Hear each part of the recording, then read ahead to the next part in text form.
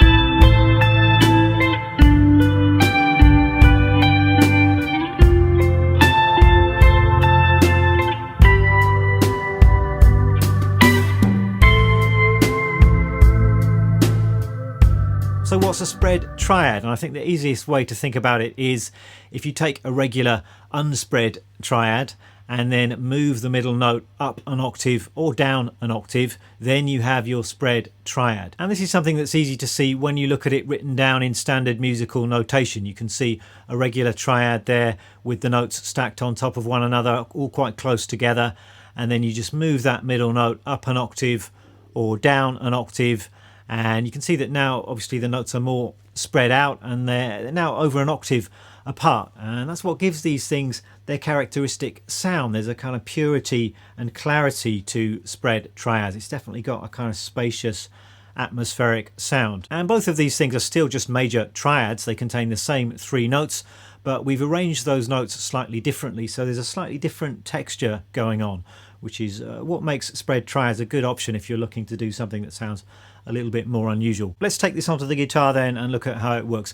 And let's begin with a common triad shape. So maybe just this C major shape. I've got 10 on the D, 9 on the G, and 8 on the B string. So I'm sure most of you are familiar with this shape. I am assuming a little bit of prior triad knowledge for this video, so it would be helpful if you knew most of your basic triad shapes and inversions. If you don't know that stuff, then you might like to check out my very reasonably priced online course, Triad, what's it called? Triad Essentials, which covers all of this stuff in loads and loads of detail. But back to this triad shape, we've got the notes C, E, and G. Let's take that middle note, the E, and move it up an octave. So we could find an E note up an octave here at the 12th fret on the top string. If we keep those other two notes the same, we've got a spread triad. So we've now got 10 on the D, 8 on the B, and 12 on the top string. So a little bit of a stretch.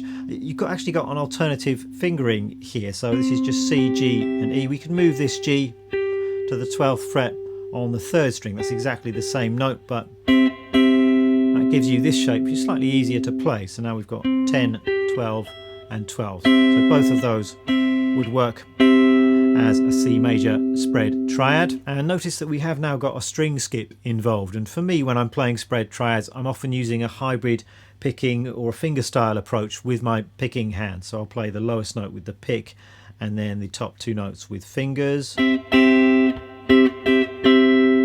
could just play it without the pick, just finger style. You could kind of strum these shapes as well. That can work. You obviously just need to make sure you're muting that string that you're not using, so you don't get any unwanted noise or kind of random wrong notes. What about if we take that middle note down an octave? So returning to our starting shape, we're going to take that E.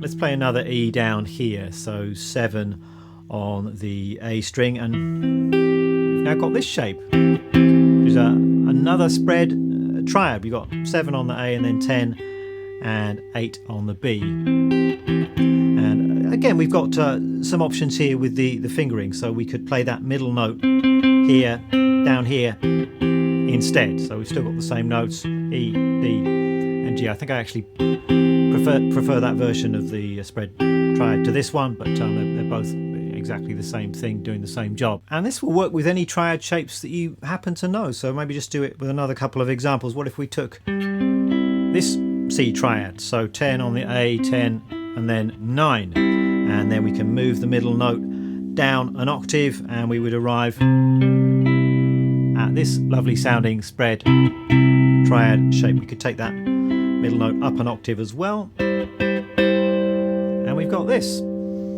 And maybe one more example. What if we play this C major triad? This is like a D shape chord. I'm playing 12, 13 and 12. Let's take that middle note. We can't really take that up an octave in this instance, so let's take it down an octave to here, and we've got this shape.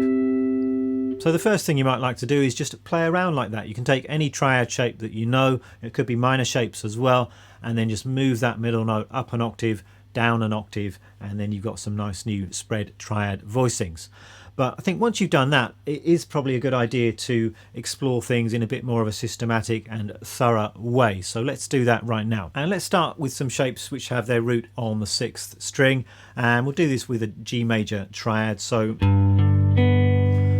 our root position G major spread triad shape would look like this. We've got 3, 5 and 4. And then just like with regular triads, we can invert. So this is a root position shape. We've got the root note here, the G, as the lowest note, but we can also put the third as the lowest note. So the third is going to be B. There's a B, and that is our G major triad shape with a B in the bass. So G/B, you could call that shape. That's our second shape. And then we can invert one more time and put the 5th in the bass, and we would arrive at this shape here. So we've got a D, a B, and then a G on top there. You have got kind of, as I said, options sometimes with these shapes. You could place the B on the 5th string instead of on the 4th string, and you've got the same shape, but personally I prefer this one. So those are the 3 G major shapes you've got with the lowest note on the 6th string, and you might like to just practice that little drill. So just going from the root position shape and then inverting it a couple of times, and then you can come back down. So that's a really good little triad drill.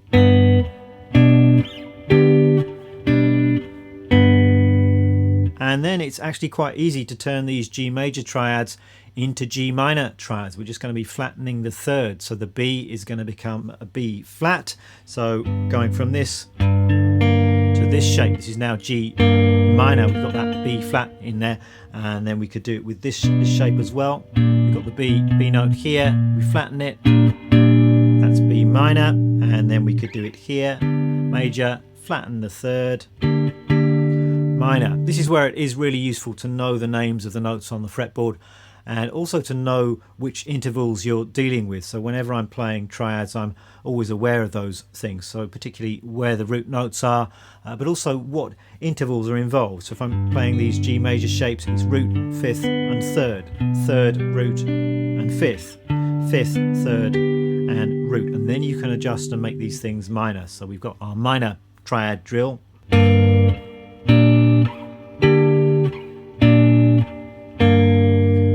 Once again, with this shape here, you have got an alternative fingering, so you could put that B flat on this string instead. So it's a little bit less of a stretch if you play it that way, but personally That's the shape I tend to use most of the time. What about some other shapes then? And I'm going to move a little bit more quickly now. All of this stuff will be meticulously tabbed out in the accompanying lesson materials for this video that you can find on the Patreon page. So if I go a bit too fast, you can always refer to those.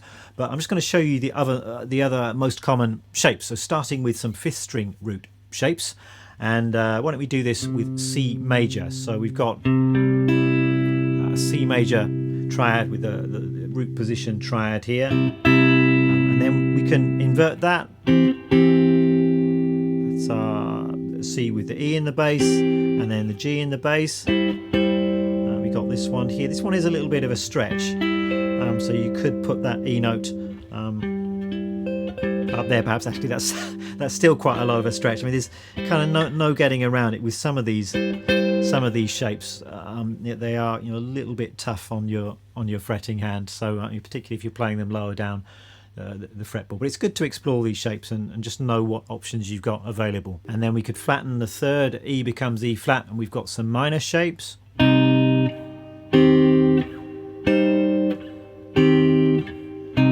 So this one here again, quite a big stretch on that shape there. You've got an alternative version of that which is perhaps a little bit easier.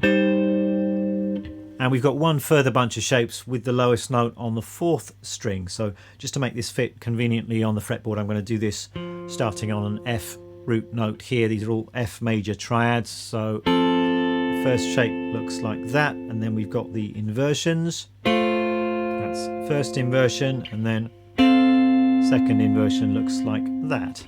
That's another little drill.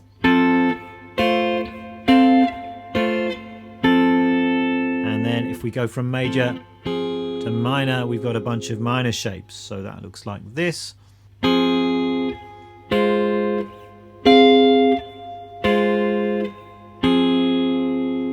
So those are all of the most common major and minor shapes, and it seems like I've thrown quite a lot of information at you already in this video, but it's really not that much to learn. You've just got those 3 shapes and then 3 kind of string sets. So what is that? 9 major shapes, 9 minor shapes, so 18 shapes altogether.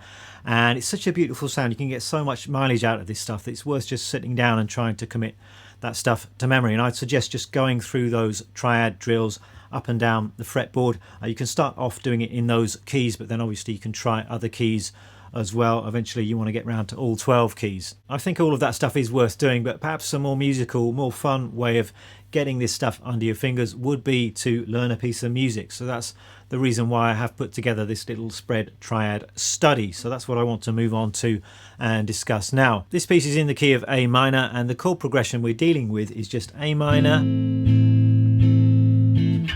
to G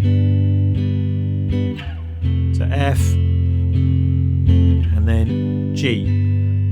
So 1 bar on each of those chords, and then it just goes round and round. And the guitar part that I put together over the top of that just uses these spread triad shapes, and I'm pretty sure I've included all 18 of those major and minor triad shapes and inversions. So let me now take you through what I was playing. So we're beginning on the A minor chord, and I just did this. So that's starting with the 6th string root shapes. That's with the A as the lowest note. Then we've got this inversion with C as the lowest note, and there's a bit of rhythm involved here, so it's 1 and 2 and kind of got pushing into that 2nd shape. Then we're changing to G, and I went to the nearest G spread triad inversion. So this is the 1st inversion. It's got the 3rd, the B note in the bass, and then I'm going down to G in root position. That's the first couple of bars. A minor to G. Then I'm simply taking the G down 2 frets to the F and up again to the G, and I'm just arpeggiating those shapes. So sometimes I'm going to want to hear all of the notes at the same time, so I'm kind of hybrid picking here. Equally, you can just arpeggiate those shapes. Then I'm carrying on. So this time I'm going all the way through the inversion. So A minor, and then just inverting that, inverting again. Then I'm going to G up here, and then coming down to another G inversion. This is with a D as the lowest note, and then just taking that down 2 frets, and we've got F major but with the C as the lowest note, arpeggiating that, and then down to this G major shape. That's the first 8 bars of the study.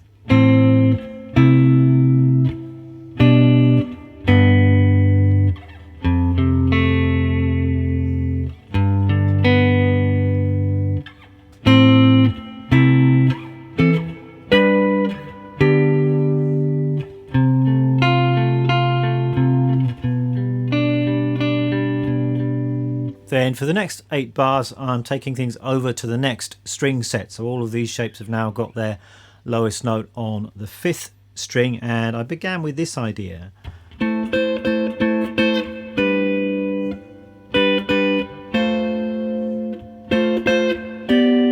I'm still outlining the same chords. We've got A minor here with the root position. A is the lowest note. Taking that down to G major, then we're going to F here, but it's inverted, so we've got the 3rd as the lowest note, taking that up 2 frets to the G, and then we've got this.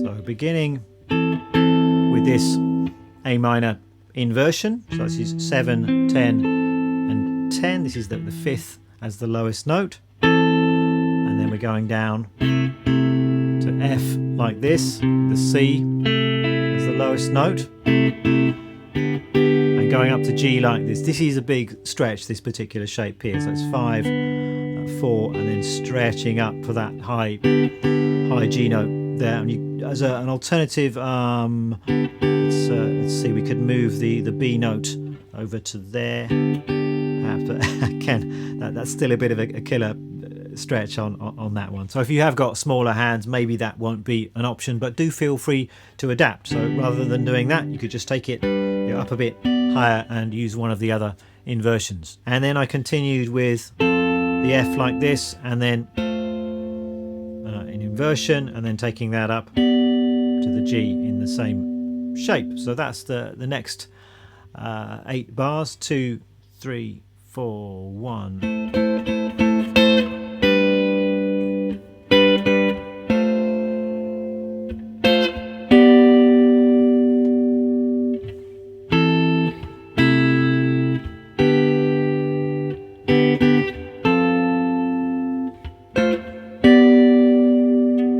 And all of the time trying to keep things interesting rhythmically as well. So there's some longer chords, there are some shorter ones, there's some syncopation, rests, pushes, all of that stuff is important. Then for my final 8 bars, I took things over onto the next string set. So the lowest note is now on the 4th string, and I started arpeggiating the shapes a little bit more. So I started off like this.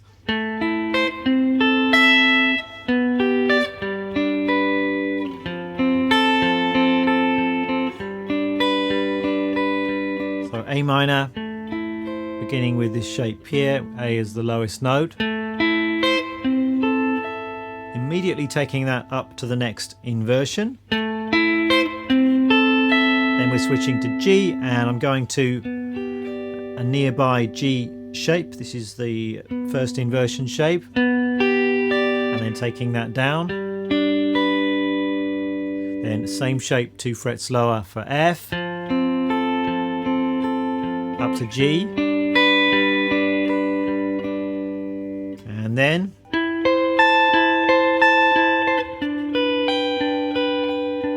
so A minor here with the 5th in the bass. It's 14, 17 and 17, going to a nearby G, and then we got F, and G, and finishing on a really high A minor shape. So if I put those 8 bars together, that sounds like this.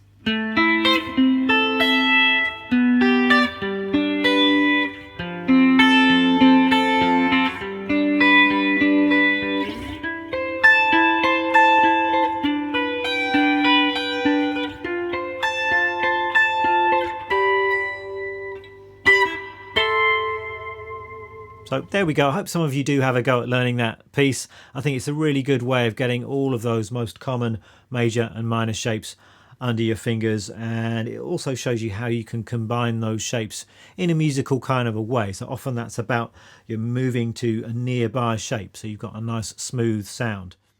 Today I'm using my Jazzmaster, running that into a Fender Princeton, and I've got a few pedals down here as well. So firstly I'm going into the Cali 76 compressor pedal. This is kind of a pedal recreation of the classic 1176 studio compressor. It's a really great sounding and versatile pedal. It works particularly well with clean guitar sounds. And I'm also using what is quite a new pedal acquisition. This is the Boss Rotary Ensemble pedal, and I picked this up a few weeks ago. It's a fantastic pedal. I didn't have a good kind of Leslie or rotary speaker simulation pedal, so this one was kind of filled a gap in my pedal collection, and it's fantastic. It's actually really versatile as well. It behaves much like a real Leslie, and you've got the kind of fast and slow speeds which you can activate by holding down the pedal, and there are various other options as well. You can kind of increase the gain and you know, change the character of the speaker simulation with 3 different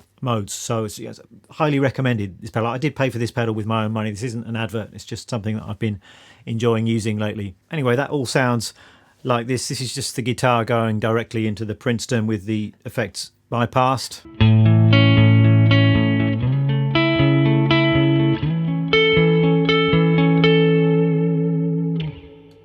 With the compressor.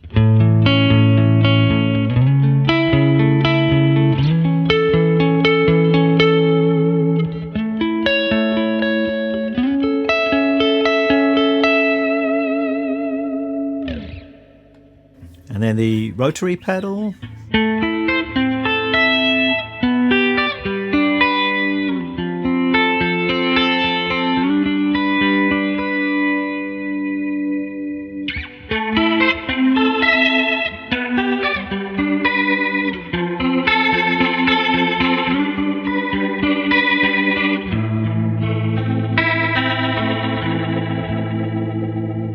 There we go, that's it for this video. I hope you've enjoyed it, and I hope you're going to enjoy trying to get some of these shapes and sounds into your own playing. Thanks for watching, and I'll see you next time.